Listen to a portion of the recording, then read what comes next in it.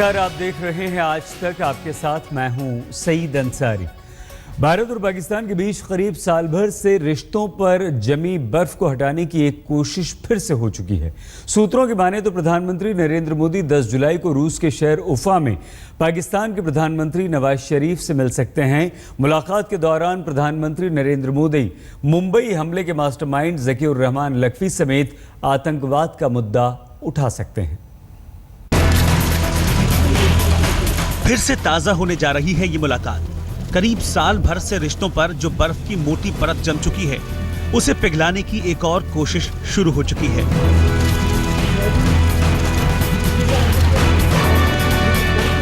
अगर सब कुछ ठीक रहा तो 10 जुलाई को प्रधानमंत्री नरेंद्र मोदी अपने पाकिस्तानी समकक्ष नवाज शरीफ से इसी तरह गर्मजोशी से हाथ मिलाते हुए नजर आ सकते हैं।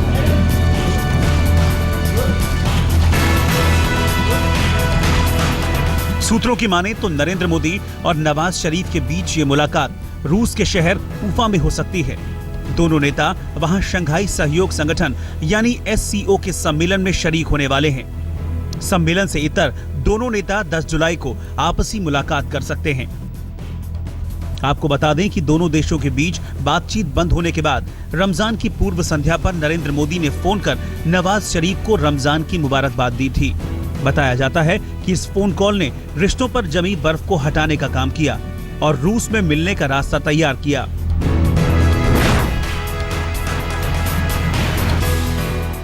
भारत और पाकिस्तान के पीएम के बीच आखिरी मुलाकात 27 नवंबर को सार्क सम्मेलन के दौरान काठमांडू में हुई थी। उस वक्त दोनों देशों के बीच तनाव चरम पर था। काठमांडू में दोनों नेता मिले तो जरूर, लेकिन कोई बात नहीं हुई थी। ऐसे में बड़ा सवाल यह है कि 7 महीने के बाद जब मुलाकात होगी तो दोनों नेता क्या बात करेंगे? क्या द्विपक्षीय बातचीत शुरू करने पर कोई बात होगी? फिलहाल मुलाकात के एजेंडे को लेकर अधिकारियों ने कोई संकेत नहीं दिया है। फिर भी सूत्रों के मुताबिक द्विपक्षीय बातचीत शुरू करने का मुद्दा एजेंडे में टॉप पर रहेगा। यही नहीं, पाक पीएम के सामने मुंबई हमले के सरगना ज़कीउर रहमान लखवी और आतंकवाद का मुद्दा भी पीएम मोदी उठा सकते हैं। गौरतलब है कि भारत सख्त लहजे में बार बार कह चुका है कि आतंकवाद और बातचीत साथ साथ नहीं चल सकते। भी कई देश आतंकवादियों को अपने क्षेत्र में पनाह दे रहे हैं और आतंकवाद को अपनी नीति का उपकरण मानते हैं। और जब good terrorism and bad terrorism ये बातें सुनने को मिलती है, तब तो आतंकवाद के खिलाफ लड़ने की हमारी निष्ठाओं पर भी सवाल या निशान खड़े होते हैं। ऐसे में अगर नवाज शरीफ से पीएम मोदी मिलते हैं तो ये मुलाकात काफी अहम होगी, खासकर ये देखते हुए कि हाल के दिनों में दोनों तरफ से खूब जुबानी जंग देखने को मिली है। पाकिस्तान के भीतर भारत विरोधी भावना उफान पर है, तो सीमा पार की हरकतों से भारत में भी गुस्सा कम नहीं है। आप कल्पना कर सकते हैं, जो पाकिस्तान आए दिन हिंदुस्तान को परेशान करता रहता है, नाको दम ला देता है, टेररिज्म को बढ़ावा की घटनाएं घटती रहती है, और टेररिज्म के जुड़े हुए लोग क्या पाया उन्होंने, क्या दिया दुनिया को उन्होंने? टेररिज्म वो मानवता का दुश्मन है। Issue of Jammu and Kashmir has to be resolved. This is the responsibility of the international community. जब आपसी भरोसे का स्तर न्यूनतम हो तो फिर उफा की मुलाकात से रिश्ते बेहतर होंगे कहना मुश्किल है, क्योंकि बहुपक्षीय सम्मेलनों में दो देशों के नेताओं का मिलना कोई बड़ी बात नहीं है। ये कोई औपचारिक मुलाकात भी नहीं है। हाँ, ऐसी अनौपचारिक मुलाकातों से ही भरोसे का सेतु तैयार होता है। उम्मीद की जानी चाहिए रूस में मोदी शरीफ मुलाकात से दोनों देशों के बीच द्विपक्षीय बातचीत के दरवाजे खुलेंगे। स्मिता शर्मा, दिल्ली, आज तक। प्रधानमंत्री बनते ही नरेंद्र मोदी ने पाकिस्तान से दोस्ती का हाथ बढ़ाया था। शपथ ग्रहण में नवाज शरीफ को भी बुलाया था। द्विपक्षीय बातचीत के दरवाजे खोले थे, लेकिन पाकिस्तान ने अपनी हरकतों से इस कोशिश का मजाक बना दिया। नतीजा, द्विपक्षीय वार्ता ठंडे बस्ते में बंद हो गई।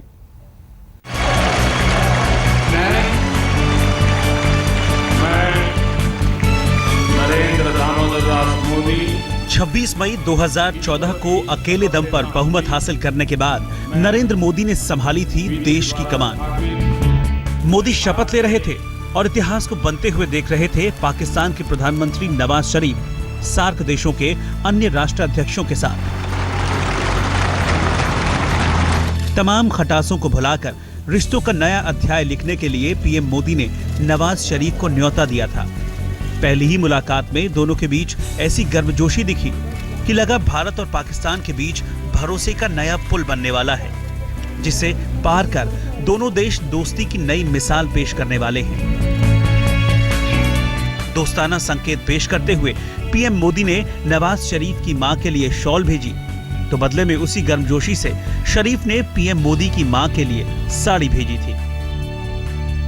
द्विपक्षीय वार्ता करना चाहता हूं, लेकिन पाकिस्तान का भी यह दायित्व है कि उपयुक्त वातावरण बनाएं और गंभीरता से द्विपक्षीय बातचीत के लिए सामने आए। दोस्ती की नई इबारत लिखी जा रही थी। द्विपक्षीय बातचीत की तैयारी भी शुरू होने लगी। 25 अगस्त 2014 को दोनों देशों के विदेश सचिव दिल्ली में मिलने वाले थे, लेकिन द्विपक्षीय बातचीत से ऐन पहले पाकिस्तान ने कर दी ऐसी हरकत जिसने पीएम मोदी की तमाम कोशिशों पर पानी फेर दिया। भारत की सख्त चेतावनी के बावजूद भारत में पाकिस्तान के उच्चायुक्त अब्दुल बासित ने अलगाववादी हुर्रियत नेताओं को मुलाकात के लिए बुला लिया। शायद पाकिस्तान को यह अंदाजा नहीं था कि उसकी इस हरकत से दोनों देशों के रिश्तों पर कितना गहरा असर पड़ने वाला है। वही हुआ जिसका अंदेशा था। भारत ने पाकिस्तान की गुस्ताखी का मुंह तोड़ जवाब देते हुए सचिव स्तर की बातचीत रद्द कर दी। पहली बार पाकिस्तान को तगड़ा जवाब मिला था, लेकिन पाकिस्तान कब बाज आया है अपनी हरकतों से। दोस्ती का हाथ बढ़ाते हुए भारत ने सैलाब से जूझ रहे पाकिस्तान को हर संभव मदद की पेशकश की थी, लेकिन पाकिस्तान ने उसे ठुकरा दिया। लेकिन नाजुक मोड़ पर तब आए जब यूएन में नवाज शरीफ ने कश्मीर का राग छेड़कर रिश्तों की सुई वहीं अटका दी, जहां से कोई पाक नेता आगे बढ़ने को तैयार नहीं होता। More than 6 decades ago, the United Nations passed resolutions to hold a plebiscite in Jammu and Kashmir. The people of Jammu and Kashmir are still waiting for the fulfillment of that promise. मैं पाकिस्तान से मित्रता और सहयोग बढ़ाने के लिए पूरी गंभीरता से शांतिपूर्ण वातावरण में बिना आतंक के साये के साथ द्विपक्षीय वार्ता करना चाहता हूं, और इस मंच पर बात उठाने से समाधान के प्रयास कितने सफल होंगे, इस पर कईयों को शक है। ये कैसी विडंबना थी। पीएम मोदी ने दोस्ती का हाथ बढ़ाया और पाकिस्तान लगातार ढिठाई करता रहा। द्विपक्षीय बातचीत टूटी और सरहद पर गोलीबारी शुरू हो गई। अगस्त से लेकर जनवरी तक पाकिस्तानी फौज ने युद्ध विराम की धज्जियां उड़ा दी। पाक रेंजर्स ने रिहायशी इलाकों पर मोर्टार बरसाए। इसमें सरहद पर कई नागरिकों की मौत हुई तो कुछ जवान भी शहीद हुए।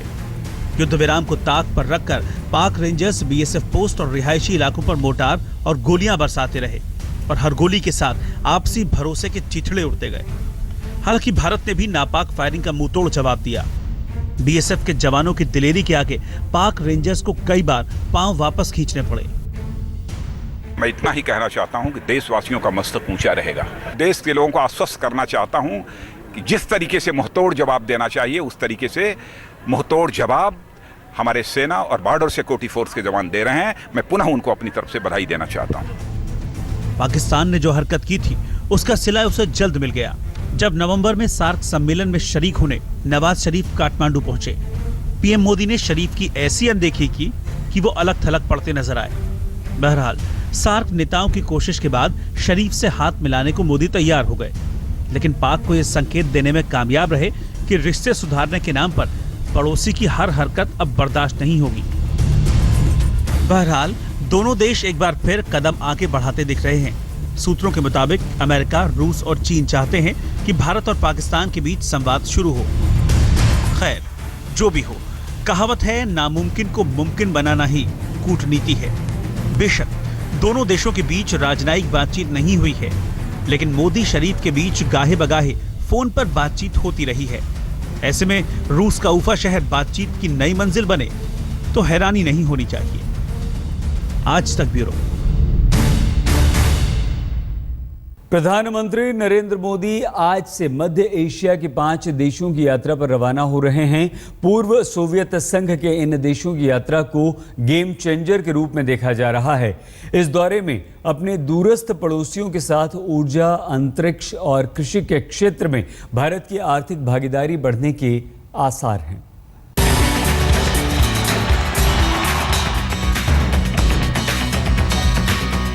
एक और विदेशी दौरे पर प्रधानमंत्री नरेंद्र मोदी। इस बार मंजिल है मध्य एशिया, जहां शुरू से हिंदुस्तान की गहरी पैठ रही है।